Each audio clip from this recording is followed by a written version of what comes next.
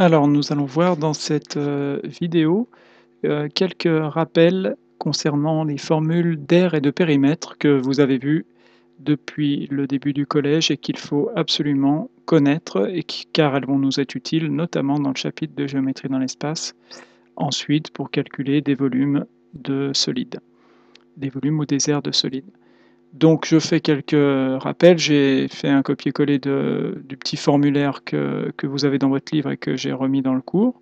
Donc il faut absolument retenir toutes ces formules. Donc pour le carré, pour le rectangle, pour le triangle et pour le cercle ou le disque, à chaque fois vous avez la formule de périmètre et la formule d'aire. Alors on va faire quelques exemples, donc je vous laisse les lire, de toute façon vous les avez déjà vus, et on va les appliquer sur quelques exemples ensuite. Alors tout d'abord un premier exemple basique, si je considère le rectangle que vous avez ici qui fait 7 cm de long par 3 cm de large, c'est bien un rectangle, j'ai oublié de coder ici les angles droits, hein, mais c'est un quadrilatère qui a 4 angles droits et qui est un rectangle.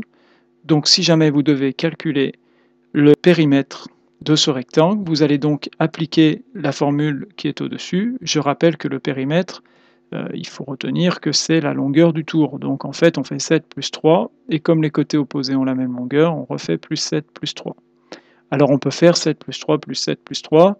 On peut aussi faire 2 fois la longueur 7 plus 2 fois la longueur 3. Ou alors, en utilisant la distributivité, faire 2 fois la longueur 7 plus 3. Ça revient au même. Ici, c'est plus facile de faire ce calcul, puisque 7 plus 3, ça fait 10. Ça revient donc à faire 2 fois 10. Et vous trouvez la réponse qui est 20. Alors faites très attention, vous trouvez parfois la réponse, souvent même, mais souvent soit vous ne mettez pas d'unité, ce qui n'est pas très bien, soit quand vous mettez une unité, c'est pas forcément la bonne. Ici on calcule un périmètre, donc, et justement on va parler de l'aire ensuite, et il ne faut pas confondre les unités d'aire et de périmètre. Si tout est en centimètres ici, le périmètre est une longueur, donc le périmètre sera encore en centimètres.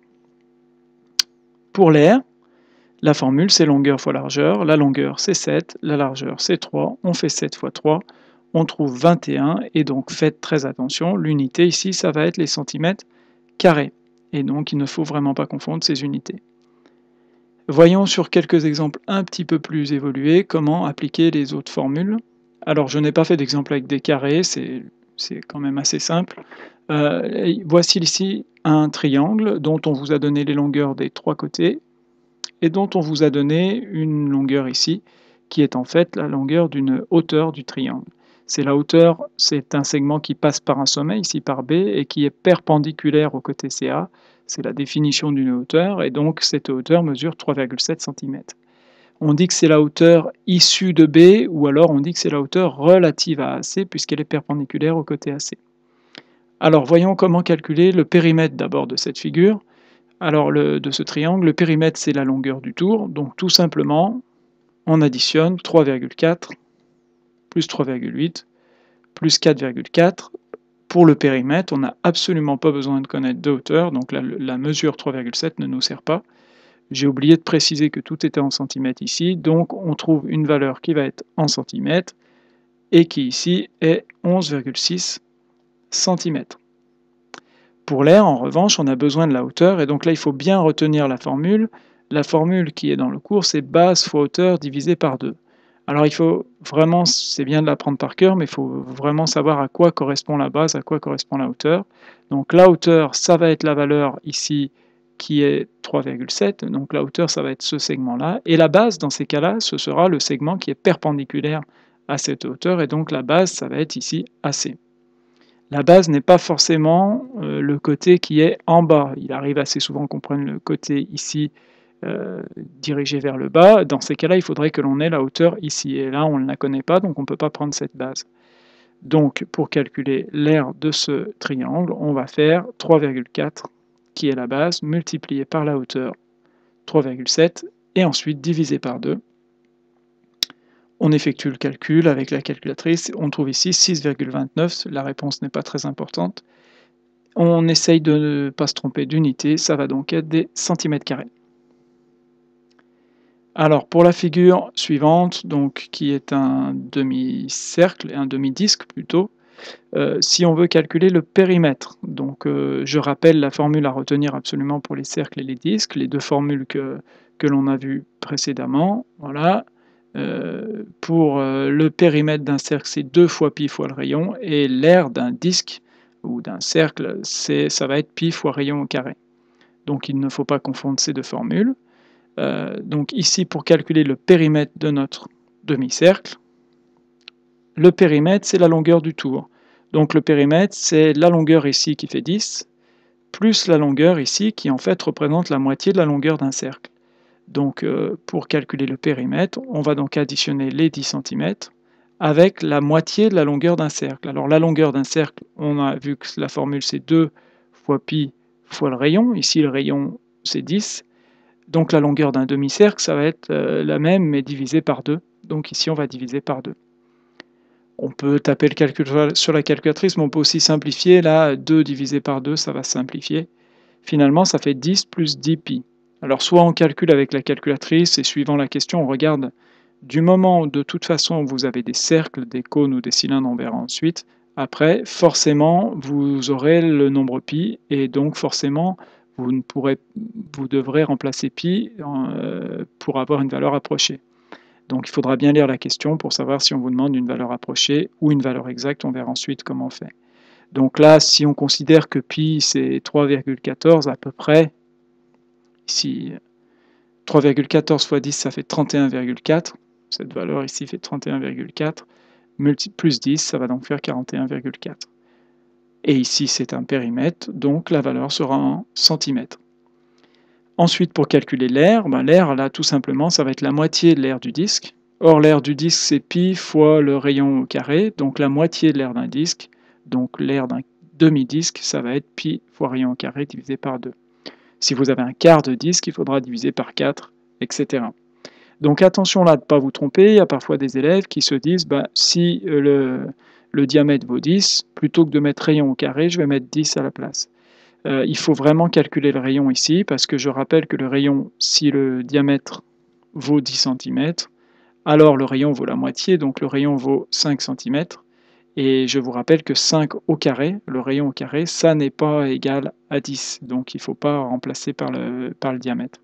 Donc ici, il faut faire π multiplié par 5 au carré, divisé par 2, ce qui fait 25 fois π, c'est-à-dire 25 π sur 2, et là on peut prendre sa calculatrice pour calculer. Alors si on vous demande la valeur exacte, vous ne remplacez pas π, vous laissez le calcul qui est ici, mais la plupart du temps on vous demandera la valeur approchée qui ici est 39,3 et c'est des centimètres carrés, puisque tout était en centimètres et qu'on calcule une aire. Alors regardons un autre exemple un tout petit peu plus, enfin légèrement plus compliqué. Voici un exercice que vous pourriez avoir. Vous avez un stade qui est donc formé d'un rectangle ici et de 2 demi-cercles. On vous demande de calculer l'aire et le périmètre de ce stade. Alors on va commencer par le périmètre comme pour les autres calculs. Le périmètre, ça va donc être la longueur de tout le tour. Donc attention, le segment qui est ici ne fait pas partie du tour du stade, ni celui-ci. Donc il ne faut pas les compter dans le périmètre. Dans le périmètre, il faudra compter cette valeur-là, qui fait 120. Le côté opposé, puisque c'est un rectangle qui fait 120 aussi. Donc déjà, on va faire 120 fois 2. Et à cela, il va falloir ajouter la valeur, la longueur qui est ici, plus la longueur qui est ici. Ces deux longueurs-là, si on les ajoute, ça fait finalement la longueur d'un cercle complet. Un cercle dont le diamètre ici ferait 50 mètres. Donc, ce qui veut dire que le rayon fait 25 mètres. Donc pour calculer le périmètre de ce cercle, puisqu'ici on cherche bien la longueur du tour, on va utiliser la formule 2 fois π fois le rayon fait 25, ou alors on aurait pu mettre directement 50 diamètre fois π, c'est-à-dire 50 fois π. Donc ici, le calcul, ça va nous donner 240 mètres plus 50 π. On prend la calculatrice, on calcule, ça va nous donner une valeur approximativement égale à 397. Et il s'agit ici de mètres, puisque c'est un terrain, et que toutes les valeurs étaient en mètres et que c'est un périmètre qu'on calcule.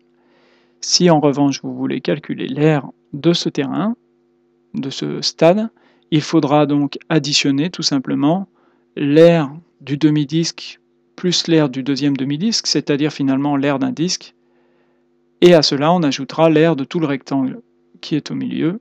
Donc ici c'est tout simplement l'aire du disque, pi fois rayon au carré. Attention, le rayon c'est pas 50, c'est 25 au carré, c'est l'aire du disque. Pas la peine de faire de demi-disque puisqu'il y a deux demi-disques, donc deux demi-disques réunis, ça fait une aire d'un disque, plus l'aire du rectangle qui va donc faire longueur fois largeur, c'est-à-dire 50 fois 120. Lorsque vous faites les calculs avec la calculatrice, vous trouverez 7963 environ. Les longueurs étaient en mètres, on vient de calculer un périmètre, donc une aire, pardon, donc la valeur sera en mètres carrés. Voilà pour ces quelques exemples de calcul d'aire et de périmètre qui, je l'espère, vous auront rafraîchi la mémoire sur ces formules bien utiles.